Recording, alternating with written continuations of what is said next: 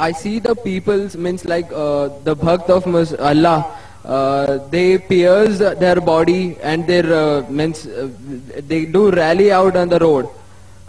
What is it actually? بھائی صاحب نے سوال کیا کہ ہم دیکھتے ہیں کہ مسلمان لوگ اپنے جسم کو مارتے ہیں اور خون کرتے کیا ہے. قرآن مجید میں کہا بھی نہیں لکھا ہے کہ مسلمان should pierce their body.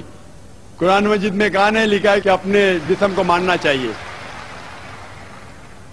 جہاں تک کہ صحیح حدیث ہے, صحیح حدیث میں اللہ کے فرماتے اگر انتقال ہوتا ہے آپ کے گھر والے کا یا کوئی نقصان ہوتا ہے, میکسیمم آپ 3 دن تک سوگ بنا سکتے ہیں, 3 دن سے زیادہ نہیں, کیونکہ کسی کا بھی انتقال ہوتا ہے وہ اللہ کی طرف سے ہے. تو انتقال ہونے کے بعد بھی, موت کے بعد بھی اگر آپ کو سوگ منانا ہے, اگر آپ کو you want to wail and cry, maximum 3 days.